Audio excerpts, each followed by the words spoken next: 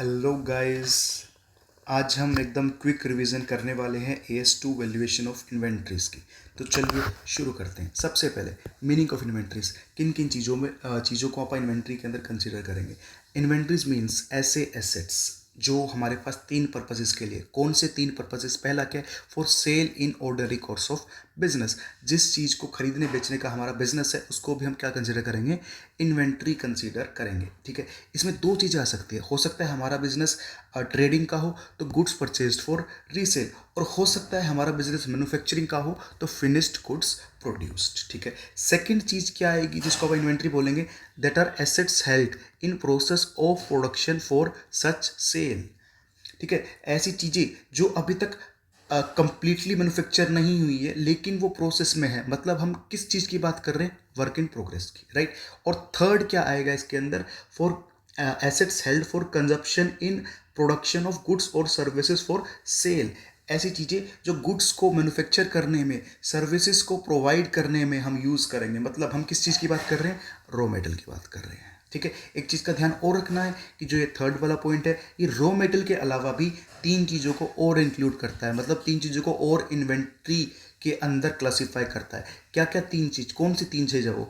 Maintenance supplies, consumables और loose tools. Maintenance supplies, consumables और loose tools.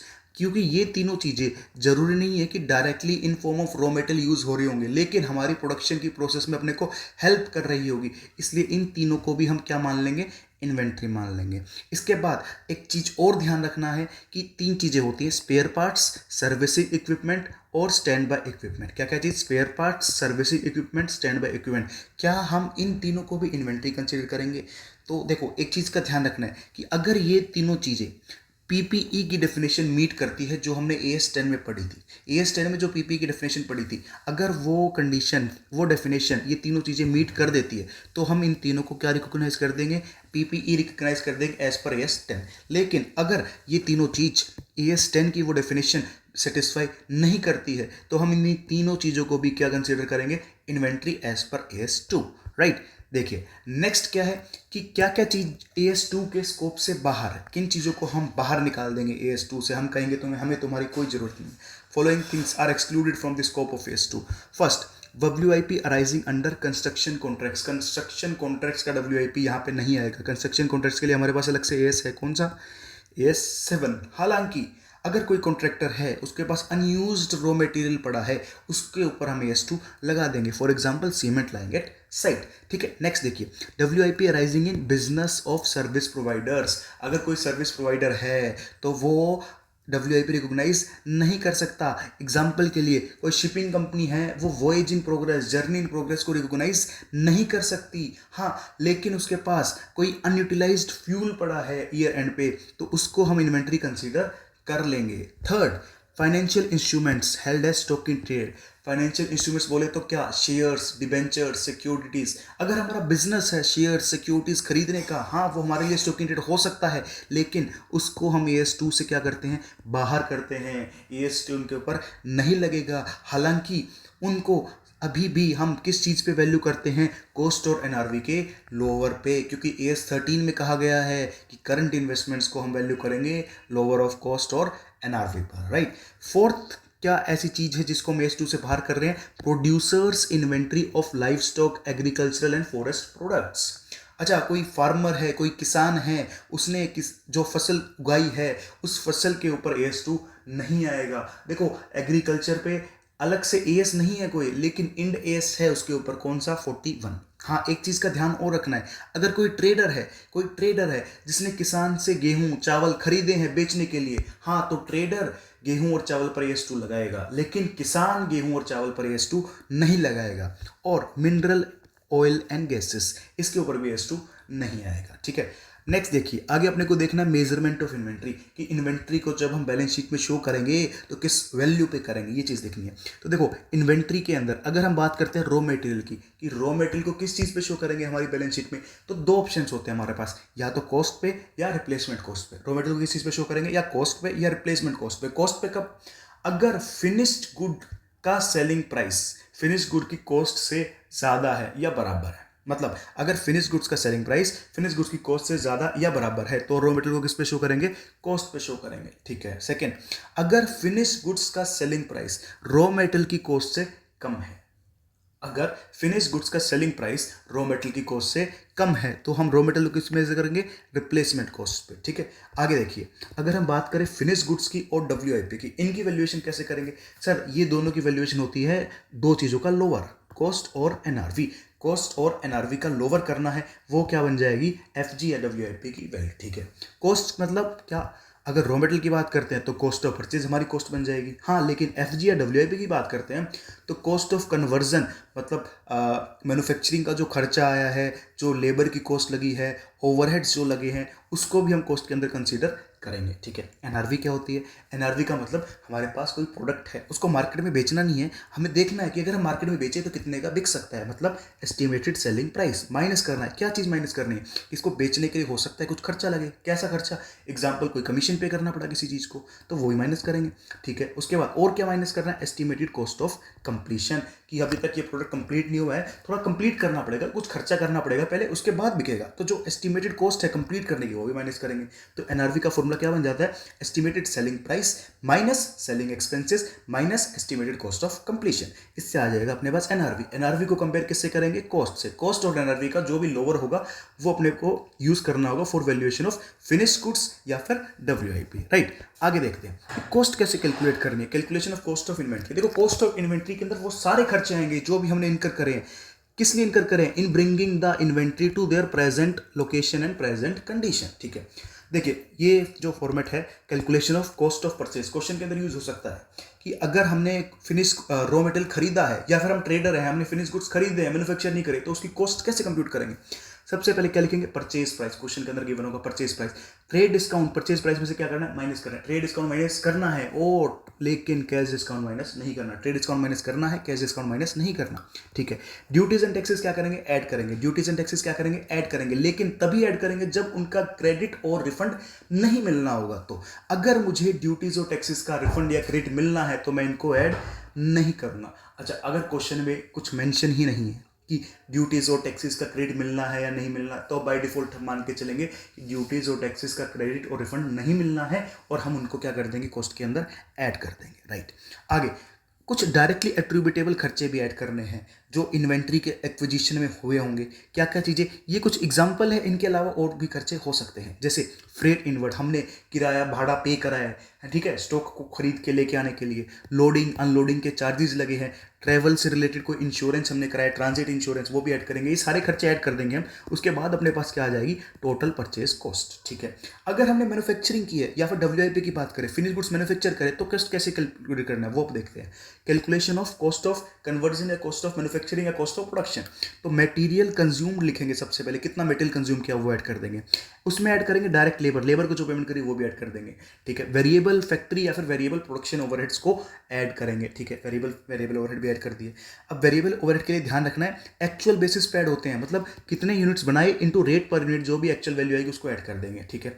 Sir fixed overhead भी add करना है, फिक्स्ड ओवरहेड भी ऐड करना है, लेकिन फिक्स्ड ओवरहेड के लिए एक यूनिक फॉर्मूला है। क्या फॉर्मूला है कि देखो, टोटल फिक्स्ड ओवरहेड लेना है, उसको डिवाइड करना है किस चीज़ से, नॉर्मल कैपेसिटी या फिर एक्चुअल प्रोडक्शन दोनों के हायर से।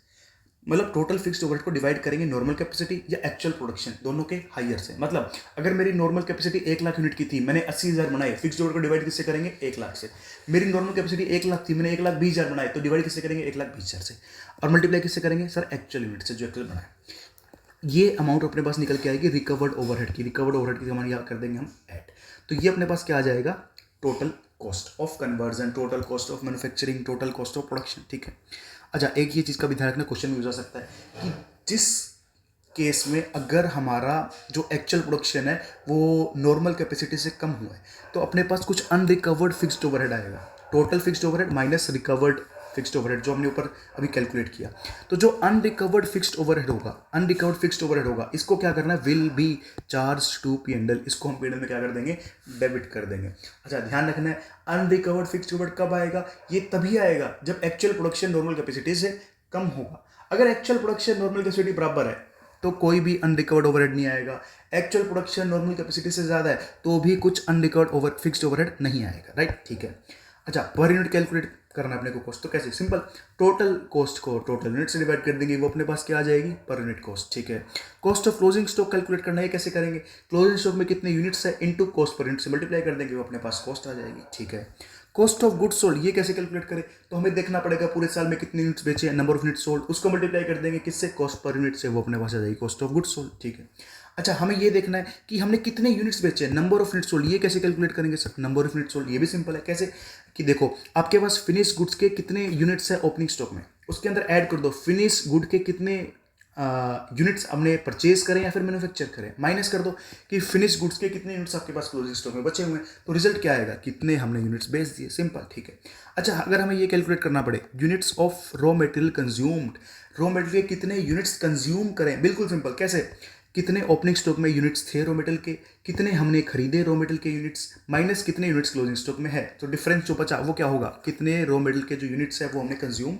कर लिए हैं। राइट, सिंपल था। आगे देखिए, एक पॉइंट है जो यूज हो सकता है क्वेश्चंस के अंदर कि cost of design of a custom made unit will be added to the cost of inventory, कि अगर हमने कोई प्रोडक्ट किसी कस्टमर के लिए स्पेसिफिकली कस्टमाइज किया है, उसके ऊपर कुछ एक्स्ट्रा एक्सपेंस लगा है, उसको भी हम इन्वेंट्री कॉस्ट में ऐड कर सकते हैं। राइट, हाँ, अमोर्टाइजेशन ऑफ इंटेंजिबल एसेट क्या कॉस्ट के अंदर ऐड होगा, यस वो भी ऐड होगा। अगर अपने पास कोई पेटेंट था, अपने पास कोई कॉपीराइट था, उसका अमोर्टाइजेशन भी इन्वेंट्री कॉस्ट के अंदर ऐड हो सकता है। ठीक है, फिर कुछ ऐसे खर्चे जो इन्वेंट्री कॉस्ट में ऐड नहीं करेंगे, exclusions from cost of inventory, किन किन चीज़ों को इन्वेंट्री कॉस्ट में ऐड नहीं करेंगे। पहला देखिए, abnormal wastage of material and labour, abnormal wastage of labour और मटेरियल, कोई चीज़ें जो हमने वेस्ट कर दी है, यूटिलाइज नहीं करी है, कोई मटेरियल किसी फायर की वजह से, किसी इंसिडेंट की वजह से खराब हो गया, उसको हम कॉस्ट में ऐड नहीं करेंगे, P&L में क्या करेंगे, डेबिट करेंगे।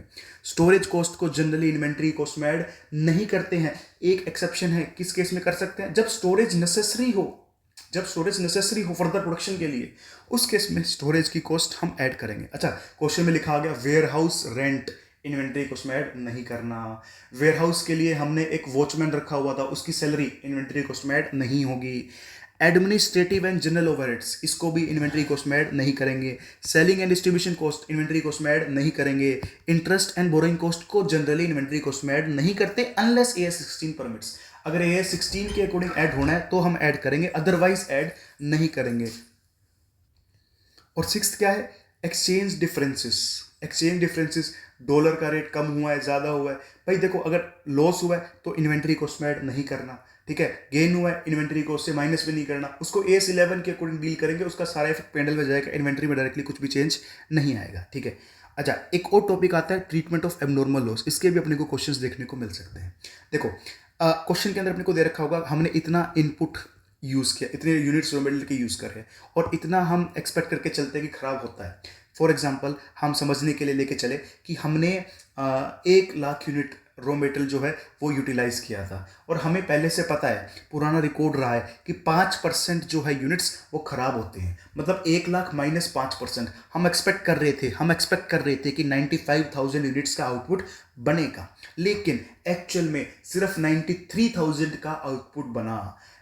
तो एक्सपेक्ट कितना कर रहे थे, 95,000, एक्चुअल में कितना बना, 93,000, जो 2,000 और कम बना, इसको क्या बोलेंगे, एबनॉर्मल लॉस। हमें एबनॉर्मल लॉस हुआ कितने का, 2,000 यूनिट्स का। ये कैसे आया, देखो हमने इनपुट यूज़ किया था 1 लाख यूनिट्स का, हमें लग रहा था 5% जो है वो खराब होगा, 95,000 का रिजल्ट आएगा अपने पास, लेकिन एक्चुअल में कितने बने, 93,000, तो 2,000 का एबनॉर्मल लॉस आ गया, ठीक है। कॉस्ट पर यूनिट कैलकुलेट करना होता है, टोटल कॉस्ट लेंगे जितना लगा है, 1 लाख यूनिट्स का कॉस्ट लेंगे, डिवाइड करेंगे एक्सपेक्टेड आउटपुट से, मतलब किससे, 95,000 से, तो कॉस्ट पर यूनिट आ जाएगी। कॉस्ट पर यूनिट को हम एबनॉर्मल लॉस से मल्टीप्लाई करेंगे। एबनॉर्मल लॉस अपने एग्जाम्पल में कितने यूनिट्स का हुआ है, 2,000 यूनिट का, तो cost per unit into abnormal loss, जो वैल्यू आएगी इसको हम कहाँ रिकॉग्नाइज करेंगे, P&L अकाउंट के अंदर। बहुत ही इंपॉर्टेंट टॉपिक्स है, 2-3 क्वेश्चंस के अंदर ये चीज़ यूज भी होगी, ठीक है। अच्छा, नेक्स्ट देखते हैं इन्वेंट्री वैल्यूएशन टेक्निक्स, की इन्वेंट्री को वैल्यू करने की अपने पास क्या क्या टेक्निक्स है। देखो 2 टाइप की इन्वेंट्री हो सकती है, एक तो इन्वेंट्री ऑर्डिनरली इंटरचेंजेबल और एक नॉट इंटरचेंजेबल। इंटरचेंजेबल का मतलब ये है कि मेरे पास 2-3 अल्टरनेट्स है रॉ मटेरियल के, मैं एक की जगह दूसरा यूज कर सकता हूँ, दूसरी जगह तीसरा यूज कर सकता हूँ, लेकिन ऑर्डिनरी नॉट इंटरचेंजेबल का मतलब है कि भाई स्पेसिफिक इन्वेंट्री है, एक प्रोडक्ट है, उसकी खुद की वैल्यू है, इसकी जगह कोई दूसरा प्रोडक्ट नहीं आ सकता, तो इसमें तो स्पेसिफिक आइडेंटिफिकेशन मेथड यूज किया जाएगा। जनरली ज्वेलरी के केस में आप कह सकते हैं कि यूनिक यूनिक नेकलेसेस है, एक की वैल्यू आप दूसरे से कंसीडर नहीं कर सकते, दूसरे से मेजर नहीं कर सकते, हर एक प्रोडक्ट वहाँ पे यूनिक होता है, तो हर एक प्रोडक्ट की अपने को यूनिक वैल्यूएशन करनी पड़ेगी, स्पेसिफिक आइडेंटिफिकेशन मेथड। ठीक है, अगर बाकी सब केस में क्या होता है, जो इन्वेंट्री है ऑर्डिनरली इंटरचेंजेबल है। ठीक है, मतलब एक प्रोडक्ट है, उसके अल्टरनेट में दूसरा प्रोडक्ट यूज हो सकता है। तो अपने पास दो मेथड्स होते हैं, एक हिस्टोरिकल कॉस्ट मेथड, एक other than historical cost method. Historical में दो, first in first out method और वेटेड एवरेज मेथड, दो मेथड्स है, फीफो और वेटेड एवरेज। ठीक है, अच्छा एक आपने नाम सुना होगा लिफो, लेकिन जो लिफो मेथड है वो AS2 जो है वो रिकॉग्नाइज नहीं करता। AS2 के अकॉर्डिंग या तो आप फीफो यूज कर सकते हो या फिर वेटेड एवरेज यूज कर सकते हो। अच्छा, हिस्टोरिकल कॉस्ट के अलावा नॉन हिस्टोरिकल कॉस्ट मेथड्स दो है अपने पास, एक तो रिटेल इन्वेंट्री मेथड और एक स्टैंडर्ड कॉस्ट मेथड। देखो जो रिटेलर्स होते हैं उनके पास हजारों गुड्स पड़े होते हैं, तो वो एकदम प्रॉपर रिकॉर्ड्स मेंटेन नहीं कर सकते इन्वेंट्री का, कितना क्लोजिंग स्टॉक बचा हुआ है। तो उन्हें क्या करना है, सिंपली वो ये देखेंगे कि उनके पास जो इन्वेंट्री है उनकी सेल्स वैल्यू क्या है, उनकी सेल्स वैल्यू क्या है, और उसमें से क्या माइनस कर देंगे, ग्रोस मार्जिन, तो वो उनकी इन्वेंट्री की आ जाएगी कॉस्ट, और उसी कॉस्ट पे वो इन्वेंट्री को क्या कर लेंगे, रिकॉग्नाइज कर लेंगे। ठीक है, और एक और टेक्निक है कि कई लोग स्टैंडर्ड कॉस्ट मेथड का भी यूज करते हैं, मतलब इन्वेंट्री की जो कॉस्ट है एक्चुअल कॉस्ट की जगह किस चीज का यूज करते हैं, स्टैंडर्ड कॉस्ट का यूज करते हैं। लेकिन हाँ, उनको एक चीज का ध्यान रखना होता है कि स्टैंडर्ड्स को रेगुलरली रिव्यू करना पड़ेगा। ठीक है, बाकी ये स्टैंडर्ड कॉस्ट मेथड ज्यादा इतना रेलेवेंट नहीं है अपने लिए। आगे हम देखें तो weighted average cost per unit का फॉर्मूला क्या आएगा, weighted average cost per unit का फॉर्मूला क्या आएगा। देखो, ओपनिंग स्टॉक जो अपने पास है उसकी कॉस्ट कितनी है, जो हमने परचेजेस की उसकी कॉस्ट कितनी है, डिवाइड कर दो कितने यूनिट्स ओपनिंग स्टॉक में है प्लस कितने हमने परचेज करें। ठीक है, सिंपल फॉर्मूला है। देखो, और ध्यान रखना है सेल्स का यूज नहीं हुआ इस फॉर्मूले में, हमने सेल्स माइनस नहीं करी है, सिर्फ परचेजेस की बात करिए। ओपनिंग स्टॉक की कॉस्ट क्या है, कितने यूनिट्स हमने परचेज करे उनकी कॉस्ट क्या है, डिवाइड बाय कितने यूनिट्स ओपनिंग स्टॉक में थे प्लस कितने यूनिट्स हमने परचेज करे थे, वो क्या आ गई, weighted average cost per unit. ठीक है, अच्छा लिफो को हम एक्सेप्ट नहीं करते हैं AS2 के अकॉर्डिंग। ठीक है, हाँ एक चीज क्वेश्चन के अंदर यूज हो सकता है, अगर क्वेश्चन में मार्जिन वर्ड यूज है, मार्जिन मतलब यूज है तो उसका मतलब परसेंटेज ऑन सेल्स प्राइस की बात कर रहे हैं, मार्कअप यूज है तो मतलब परसेंटेज ऑन कॉस्ट की बात कर रहे हैं। अगर क्वेश्चन में लिखा हुआ 10% मार्जिन मतलब सेल्स प्राइस का 10%, 10% मार्कअप तो मतलब कॉस्ट का 10%। हाँ, ये कब यूज करना है, जब स्पेसिफिकली मेंशन नहीं है। अगर क्वेश्चन में ऐसा अलग अलग से कुछ लिखा हुआ है ना, तो जैसा क्वेश्चन लिखा वैसे करेंगे। अगर ऐसा लिखा हुआ है खाली 10% मार्जिन तो मतलब कि सेल्स प्राइस पे, 10% मार्कअप मतलब कॉस्ट प्राइस पे। ठीक है, आगे देखिए कुछ इंपॉर्टेंट पॉइंट्स जो क्वेश्चंस करते हुए काम आ सकते हैं कि अगर हम कॉस्ट और NRV का कंपैरिजन करने हैं तो हमें आइटम वाइज करना होगा। अगर मेरे पास 5 अलग अलग टाइप की इन्वेंट्री है तो मैं ये नहीं करूंगा कि पांचों की कॉस्ट को ऐड कर दूंगा, पांचों की इन्वेंट्री NRV को ऐड कर दूंगा फिर कंपेयर कर रहा हूं, नहीं, मेरे को अलग अलग सबसे पहले फर्स्ट आइटम की मैं NRV और कॉस्ट का लोअर सेलेक्ट करूंगा, फिर सेकंड की कॉस्ट और NRV का लोअर सेलेक्ट करूंगा, फिर थर्ड की कॉस्ट और NRV का लोअर सेलेक्ट करूंगा, फिर लास्ट में सबको ऐड करूंगा। ठीक है, ये चीज का ध्यान रखना, इसके ऊपर भी क्वेश्चन है ICI मॉड्यूल के अंदर। सेकंड, हमें हर बैलेंस शीट डेट पे, हर ईयर एंड पे NRV को क्या करना है, रिव्यू करना रहेगा।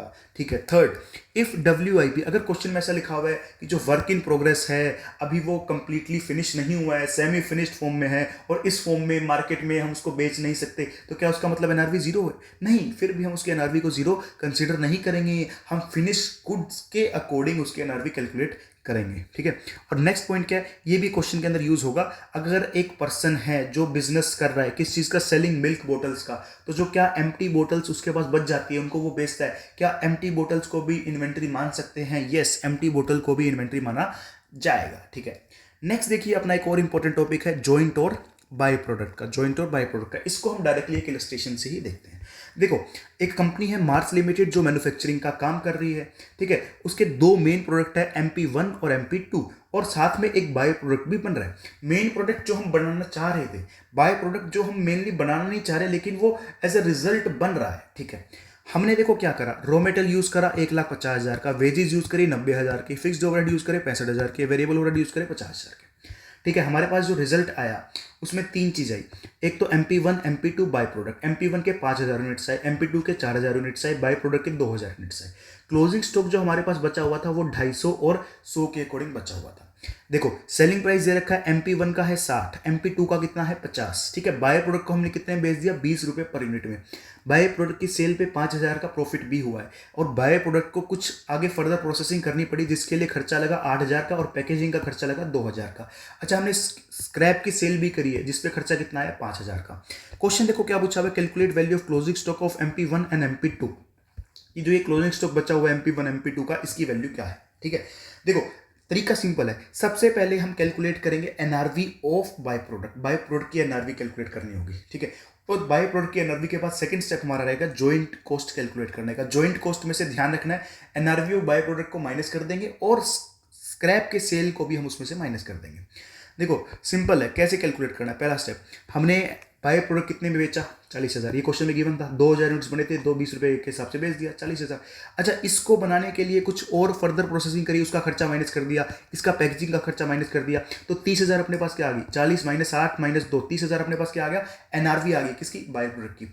अच्छा, एक चीज़ का ध्यान रखना है, बाय प्रोडक्ट का प्रॉफिट भी गिवन है लेकिन प्रॉफिट अपनी कैलकुलेशन में कोई काम नहीं आएगा, ठीक है। 30,000 आ गया। उसके बाद हम क्या कैलकुलेट करेंगे, कॉस्ट कैलकुलेट करेंगे। कॉस्ट कैलकुलेट करेंगे जॉइंट कॉस्ट। तो देखो जो भी कॉस्ट थी वो सारी ऐड कर दिया हमने, ठीक है। ये क्वेश्चन में गिवन थी, एज इट इज ऐड कर दी, माइनस कर दिया क्या, एनआरवी माइनस करिए किसकी, बाय प्रोडक्ट की। फिर माइनस करा सेल वैल्यू ऑफ स्क्रैप, ये भी क्वेश्चन में गिवन था। तो अपने पास जॉइंट कॉस्ट कितनी आ गई, 3,20,000। ये दो प्रोडक्ट की कॉस्ट है, MP1 और MP2, ठीक है। अब ये जो MP1 और MP2 है इसको हमें अपोर्शन करना है, किस में, MP1 और MP2 में अपोर्शन करना है। किस रेशियो में अपोर्शन करेंगे, जो टोटल आउटपुट आया था उस टोटल आउटपुट की सेल्स वैल्यू कितनी थी उस रेशियो में अपोर्शन कर रहा है। ध्यान रखना, मैंने ये नहीं कहा कि हम सेल्स के रेशियो में अपोर्शन करेंगे, सेल्स के रेशियो में नहीं, जो टोटल आउटपुट आया था उस टोटल आउटपुट की सेल्स वैल्यू के रेशियो में। देखो MP1 के टोटल यूनिट्स हमने बनाए थे 5,000, MP2 के 4,000, सेल्स प्राइस गिवन था क्वेश्चन में। तो टोटल सेल्स जो हो सकती थी वो ये थी 3 लाख और 2 लाख। तो मतलब हम 3,20,000 को किस रेशियो में डिवाइड कर देंगे, 3:2 के अंदर। जो 3 लाख और 2 लाख का रेशियो जो कितना आएगा, 1,92,000, 1,28,000, ठीक है। उसके बाद हम इस जो ये अपोर्शन कॉस्ट है इसको नंबर ऑफ यूनिट से डिवाइड करेंगे। 1,92,000 को डिवाइड किससे करेंगे, 5,000 से। 1,28,000 को डिवाइड किससे करेंगे, 4,000 से। वो अपने पास क्या आ जाएगा, कॉस्ट पर यूनिट, जो कि कितनी है 38.4 और 32। 38.4 को मल्टीप्लाई किससे करेंगे, MP1 के जितने यूनिट्स क्वेश्चन के अंदर थे 250। तो अपने पास क्लोजिंग स्टॉक की वैल्यू कितनी आएगी, 9,600। MP2 के टोटल यूनिट्स कितने थे, 100। पर यूनिट कॉस्ट कितनी है, 32। 100 इंटू 32 अपने पास क्या आ गया, वैल्यू ऑफ क्लोजिंग स्टॉक। तो यही क्वेश्चन के अंदर पूछा गया था। तो एक ये क्वेश्चन अगर आप अच्छे से प्रैक्टिस कर लोगे तो बाय प्रोडक्ट और मेन प्रोडक्ट के, जॉइंट प्रोडक्ट के जो भी क्वेश्चन आएंगे हम इजीली सॉल्व कर पाएंगे, राइट। डिस्क्लोजर्स के लिए आप मॉड्यूल रेफर कर सकते हो, एक बार रीड करने के लिए होता है, उसके अंदर ऐसा कुछ है नहीं। तो डेट्स इट। इसी के साथ 22 मिनट के अंदर हमने AS2 जो है बहुत ही अच्छे से कंप्लीटली रिवाइज कर लिया है।